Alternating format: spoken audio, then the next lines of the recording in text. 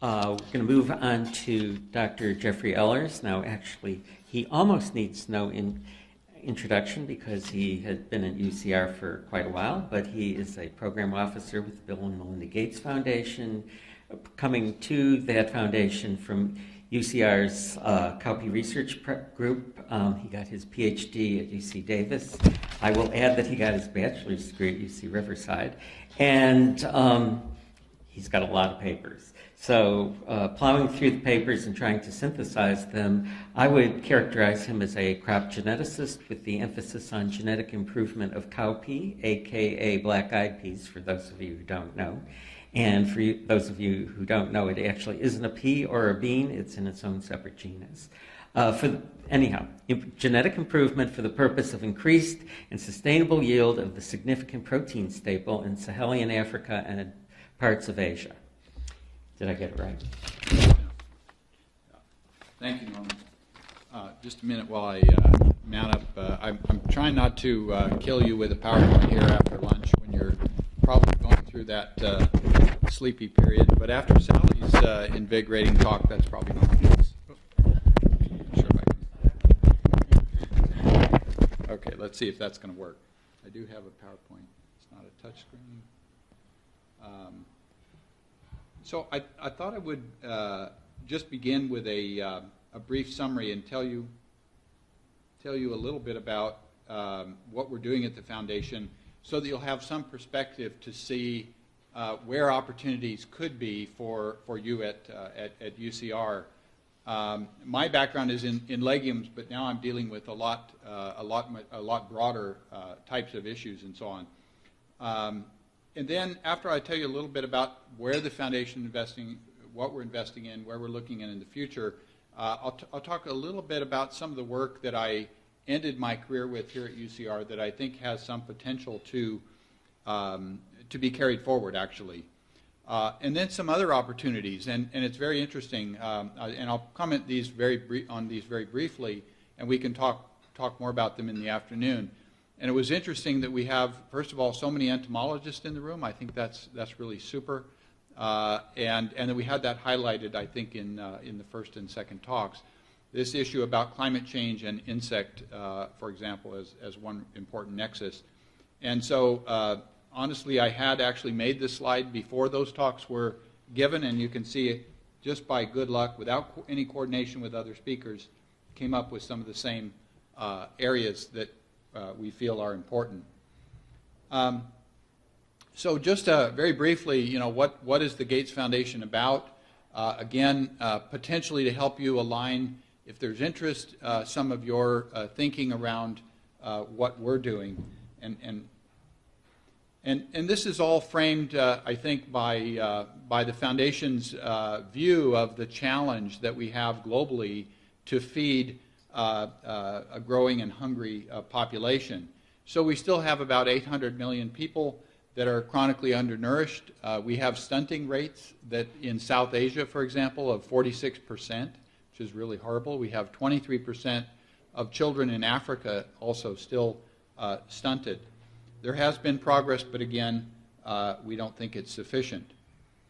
And at the same time of having these issues of hunger and malnutrition, the areas that are most affected are actually the areas that are growing the fastest in population. So we're kind of chasing an increasingly a rapidly expanding problem at the same time we're trying to solve it. And you can see here how we're going toward a population of 9 billion people, and most of this obviously in developing countries, and most of these actually in Africa. So again, at the same time, we have this hunger problem now. We have growing population in the same areas. We also have very, very low agricultural productivity. And so you have really three things coming together that are really important, that we feel are important to be worked at. Here you see just a very simple cartoon of average cereal yields in the sort of different major production areas. And you see that sub-Saharan Africa is lagging in terms of, this is cereal productivity compared to especially the China and the United States. And India has shown some improvement, but is still has a way to go. And this is the only data slide I'll show just to show there is some real data behind these figures. This shows the gain in productivity of maize yields in different 10-year periods in different places. And what you'll notice is places like the U.S., actually before the biotech revolution, we're basically gaining about 108 kilos per year per hectare in terms of their increase in maize yields. It's now gone up to, in the last, say, 1990 to 2010, it's gone up to 145 kilogram per hectare per year. Brazil has shown about 100 kilograms per hectare per year over that 1990 to 2010 period. But East and Southern Africa, the ESA number there at the bottom, really hasn't shown much productivity increase at all. So again, this hunger, population, low productivity nexus is really where the Gates Foundation wants to focus to try to reverse that. And it's not only technologies, it's also issues of fertilizer delivery and policy and a lot of markets and so on. So our very broad goal, which is very hard often to relate back to single projects that we fund, is about raising the productivity of these 75 million smallholder farmers in sub-Saharan Africa and South Asia, and to get them out of poverty. And this implies that we won't do this alone, but we will do this with partners, including organizations like Feed the Future of the USAID. And just gives you some idea of the geographic size of the, in a way, the scope of the problem. If you actually look at an accurate projection of the world, which you don't often get, you'll actually see how large Africa really is. And when you juxtapose that against the resource in science and the number of trained people, you really get a sense that we're really underinvested in that area. You can see that Africa takes in all of China, India, and the U.S., plus Western Europe and several other countries just within its borders. It's also 54 countries. So we have a lot of challenges that are related, that includes just the scope of the problem. So we invest in farmer productivity because of the reasons that I've talked about. And there's quite a lot of data that shows investing in this sector is actually the best use of our money. And there's a historical precedent there.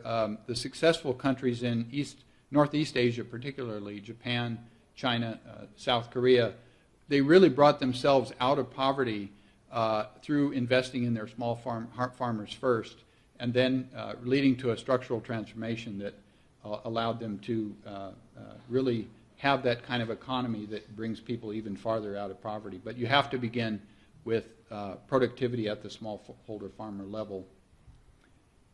So we also realized, because of this issue of size and scope, that we couldn't invest in every possible geography. We're investing in a lot of parts of the value chain, from the upstream science down to actually farmer organization groups and so on, but we did have to have some sort of restriction in where we wanted to invest. And so through basically analysis of poverty and population densities, we came up with 7 African countries that are listed here, 3 states of India that are the poorest states in India, Bihar, Odisha, and UP, Uttar Pradesh, and Bangladesh. And so this is, if we were to fund things, we would give highest priority to these particular geographies. And for these geographies, we actually have country-level strategies that align with a lot of the country plans that are there for those geographies. And then we also had to restrict the kind of crops that we were going to invest in. So we chose the staple crops of smallholder farmers. So we're not investing in things like horticultural crops, which often for particular farmers in areas can be actually the best money makers in the short run, but whose numbers and markets are can be quite limited. So we're investing in the staple crops primarily of these smallholder farmers. Again, I mentioned we're investing all along the value chain, and this includes the social sciences, so things like behavior change in villages, how to train people using ICT tools to deliver extension messages and so on, as well as our more upstream work. Some of you have probably heard of things like C4 rice, basically building in a new kind of carbon fixation pathway into rice, for example. We have a recent one on trying to build in an apomictic reproduction system for sorghum and cowpea, for example, at the University of Queensland. We work a lot then in translating the upstream science into more applied products for smallholder farmers. We're investing a lot in the CGIAR, which is the big international ag centers. You probably have heard of organizations like IRRI and CIAT and IITA and CIMMYT in Mexico that are working on these staple crops and their genetic improvement primarily. We're also investing in what we call some global products. So, for example, an African soil mapping initiative where we've created basically digital soil maps down to, I think in some places, a few kilometers of resolution, and doing quite a lot in imaging. So I know some of you guys are into that, so I'd be interested in having some more conversations with some of you on that. We're also involved in helping African governments develop better policies that are more equitable and fair and pro-agriculture. Some of you may have heard of the project that we did that involved actually some UCR folks, and so I thought I would highlight that one. This is our stress-tolerant rice in Africa and South Asia, or STRASA project, and Julia Bailey-Serres here at UCR was a key part of the team that developed this kind of rice that actually can survive 2 weeks underwater of flooding and then come back and yield really well. Also, my former postdoc in our cowpea group, Abdel Ishmael, who got his PhD under Tony Hall and worked very closely with Tim Close, really cut his teeth with cowpea. Unfortunately, he didn't stay with cowpea, but he went on to IRRI in the Philippines, and he's actually leading this project for a number of years. So we have a UCR connection there. So the other area I just sort of touched on was this area of extending information, and this is often through ICT tools that are delivering extension messages to farmers. So we're very interested in that. We fund organizations, for example, called One Acre Fund, which is helping farmers get access to inputs at good rates, and also financing and so on, so they can improve their farming. It's not all about the science, but also about the delivery. So I just made a quick list about a potential role for UCR in sort of the Gates view of the grand challenges. Obviously, one in training. We've actually done training of African students for a long time under the cowpea work that I was involved with. Initially, when Tony Hall started it back in about 1980, there was a very big contingent of Sudanese at that time, and they all got very good educations. We've had training since then. Tim has a couple African students presently, and I think this is really an important role that UCR can do. Obviously, the basic science, the kind of contributions that Julia Bailey-Serres made in the drought-tolerant rice project is an area that I think is really interesting. And I was happy to see this. The previous speakers and many of you are very interested in the pest and disease area, as well as the abiotic stress area, and how we can use science to tackle some of these big, what I call productivity killers that are impacting smallholder farmers.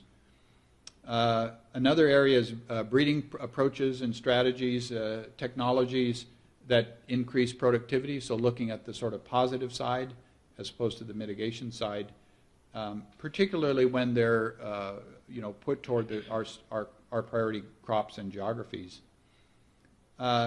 And I thought it might be useful to just look at a couple other key investments to show how other universities have taken advantage of our funding. One of our bigger projects in the legume areas is a project called N2 Africa, and they have a very nice website. You could look it up, and it's actually hosted at Wageningen University in the Netherlands, and it gives you a sense of the kind of things that we fund universities to do. We have a very large 20 plus million project with Cornell on next generation cassava breeding. It's around getting the genomic tools for cassava improvement in place and heavy bioinformatic component and so on.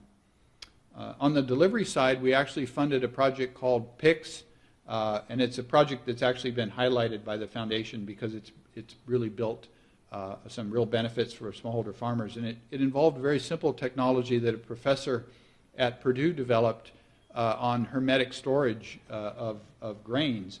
And basically, if you exclude oxygen to post-harvest to stored grains in bags, the insects and even pathogens won't develop. And so basically this was about fine-tuning those bags, getting production going in Nigeria, Tanzania, other parts of West Africa, and then getting the bags into the hands of agri-dealers. And so it's been a very successful effort because by storing the grain for 3 or 4 months, initially it was focused on cowpea grain actually, a grower can get often 2 to 3 times more money for that sack of grain. So it's very powerful technology. You basically buy a bag for $2 and gain a huge on-farm impact.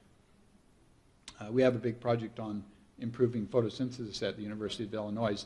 And I've forgotten who's doing the C4 rice project. It's a university in England, so I didn't put that, which is really bad. Anyway, I as a UCR alum and someone who worked here a long time, I really hope UCR can engage more fully with the foundation and help us in our mission. So that sort of concludes that part of my quick sort of overview of the Gates Foundation. I wanted to highlight just a couple other areas and make sort of a pivot to a more applied area, which I think is an area that is of interest to some members of CAFE, and it's something that I actually tried to do for a long time while I was here, and that is to get certain crops, essentially new crops, in the way you can think about them, into the California food system. So things like cowpeas, where we have an industry that's been in California since probably 1910 or 1920, really expanded when the Okies came in during the Dust Bowl, when they grew their black-eyed peas, and a really whole industry developed. And it was a very nice rotation crop for cotton, and there was quite a good industry, all mechanized and very efficient in California, to produce these dry black-eyed peas, basically for export back into the Deep South. But my research in Africa had shown that there's all kinds of these cowpeas of all different colors and shapes and sizes, all different attributes, and all that grow very well in California. So the idea was, can we leverage some of this variability into new types of products and foods? So I'll show you a couple of those later. There's also what's called a long bean, and these are, I think they're the number 4 vegetable in China. They're a very long, 1 yard long green bean that grows on a cowpea plant, actually, grown on trellises. And so what we did is we bred bush types of these, and the idea would be eventually you could get them into frozen products as sort of green beans, as well as a fresh market. The third crop that I think is very interesting for California as an alternative crop is called a pigeon pea, and this is actually the number 1 legume grain that's consumed in India for a dal. And so if you eat Indian food and you eat a yellow dal, that's most likely made from pigeon pea grain, also used in fresh products. And so we have a variety now that does very well in California. And we started a little bit of production, but never really was able to make it sustainable. So I'll show you a few pictures of those. I did a little work on Bambara groundnut, which is a low-fat peanut from Africa. It's 6% oil, so it's a potential low-fat peanut. Very interesting species. There's lupins that can grow in the cool season in the Central Valley on rainfall with no irrigation, and there's companies now making, for example, pasta. You may have heard of lupini pasta. There's all kinds of different colors of beans that are not marketed now. So, for example, purple and black lima beans. There's black and even green garbanzos and so on that I think could be interesting in niche kind of markets. So if we go to cowpeas, we can actually make an edamame type product, and that's the on your right. You can see if you shell a cowpea, a multicolored cowpea. This is a green and red seeded version. You essentially have an edamame type product. Another area that we actually worked and made some test products with are cowpea-based fritters. These are essentially 100% cowpea, where you add spices and onions and so on. And we actually had some companies interested in doing this here in the Riverside area, and the idea was that you would put them into the school lunch system as French fry substitutes. So they'd be high fiber, high protein French fry substitutes. And we actually got products partway developed and some interest in some of the school systems to try it. But again, it never quite went there. The other one that I always thought was real interesting because the economics are so good on it from a product point of view, and that is these dry green black eyes. And so your typical black eye is a white type, and what we did is we got some genes that actually were from Brazil, where they had a phenotype that was green and dry at harvest, and therefore you could harvest and ship it dry and then add water to it, and it would become essentially like a fresh shelled pea. So very economic, and we had actually several probably 100 acres totally grown of that. But again, couldn't quite make the marketing connections and get it launched in a proper way. So I'm hoping there's some people here that could maybe help with that. There's an all-white version there at the top of your screen, which is another example of a product you can use. This is the what I call the bush or short version of the long bean. You can see on your right is the original Chinese version. They grow on poles, and they're very, very long. You can see the gentleman there with a very long bean. And this would be great, except it's very labor-intensive to put on poles and harvest. So we developed these bush types that are very good in California. They have a shorter pod, but essentially a hot weather green bean. They grow fine in Riverside in the middle of the summer, unlike your other types of green beans. And the quality is very good. Pigeon peas. So this is, again, an Indian crop. Traditional varieties are very late, photosensitive, essentially trees almost. They take 150 to 200 days to mature. And now, so they wouldn't work in California, but we have an early high harvest index version that we can, that's been developed. And again, both from the dry grain for dal and also then the green grain for fresh market use. Very heat and drought tolerant. I once took a backhoe at the Shafter station and tried to dig out a root system, and it was down about 4 feet. So quite an amazing crop. The particular crop there that you see grown on the big acres was actually grown with only one irrigation up in the Lodi area. So quite good in terms of its water use as well. So I'd be interested in talking with anyone who's interested. I can give more information on these. The other, I think, just almost done here, and that is people have talked a lot earlier about climate change, and for many years we had actually done a lot of our heat tolerance work in cowpea breeding out at the UCR Coachella Research Station, which is about 50 miles south of Palm Springs in low elevation desert. It's about 230 feet below sea level. Very, very hot climate there. You can plant summer crops in the fall and still get crops off and so on. And I just thought it's basically simulating tomorrow's climate today. And so, is there an opportunity for UCR to think about it as a climate change where you're looking at what's going to happen by 2050 or 2100? You have it today. You can begin to either breed resistant crops or do other kinds of research. So anyway, that was just sort of a throwaway thought, but I thought it was kind of interesting, something I thought about a while. And then I didn't add this slide after the previous speakers, but I think it really jives with what we heard earlier, and that is Africa needs IPM. We actually don't need it as much for the economic reasons. We need it more from a safety perspective, because as the donors like us are pushing intensification, of all types on these smallholder farmers, they're using more and more chemicals, but they're using any chemical they can get in any way they can. And so it's creating in my mind, it's creating a lot of danger to these smallholder farmers. They're not using proper safety equipment, application equipment. There's actually a lot of fake products out there. They're mixing fungicides that shouldn't be mixed with insecticides. Obviously, they're not trained for reentry. So lot of issues, water quality, and so on. So, to me, if there could be safer strategies developed for these smallholder farmers, this would be quite a contribution. So I think I'll leave it with that, and hopefully I haven't gone over too long and kept you awake. So thank you.